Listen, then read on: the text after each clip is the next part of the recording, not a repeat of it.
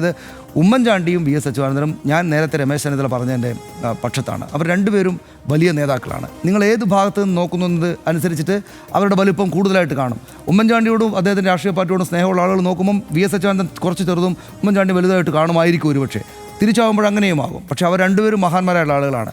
V S അച്യുതാനന്ദന് ഈ നേരത്തെ പ്രധാനമായിട്ടും ചർച്ച ചെയ്യുന്ന ശവകുടീരത്തിനകത്ത് മെഴുകുതിരികൾ കത്തിക്കുന്ന ആൾ, അതിന് ഒരു അച്ഛൻ, ഒരു ക്രിസ്ത്യൻ പിതാവ് എഴുതിയതായിട്ട് ഞാൻ കണ്ടു. അത് ഒന്ന് അദ്ദേഹം വിശ്വാസിയായിട്ടുള്ള ആളാണ്.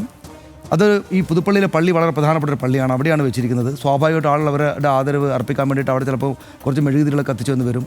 ഒരുപക്ഷെ നാളെ വി എസ് അച്യുതാനന്ദൻ ഇരിക്കുന്നിടത്തേക്ക് വന്നിട്ട് ഒരുപക്ഷെ ആളുകൾ ഈ പറയുന്ന തരത്തിൽ ഒന്ന് കൈകൂപ്പിയൊക്കെ നിന്നേക്കാം.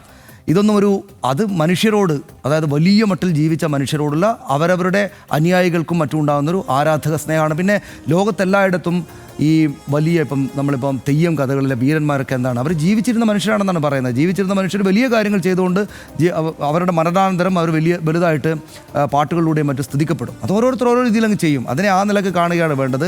അങ്ങനെ സ്നേഹിക്കുകയും ബഹുമാനിക്കുകയും ചെയ്യുന്നത്, ഞാൻ പറയുന്നത് ജീവിതത്തിൽ രാഷ്ട്രീയത്തിൽ പ്രവർത്തിച്ച് വിടവാങ്ങിപ്പോയ ആളുകൾക്ക് സ്നേഹവും ആരാധനയൊക്കെ കൊടുക്കുന്നത് ജീവിച്ചിരിക്കുന്ന മനുഷ്യരുടെ ഒരു നന്മ എന്ന മട്ടിൽ കാണുകയാണ് നമ്മൾ വേണ്ടതെന്ന് തോന്നുന്നു.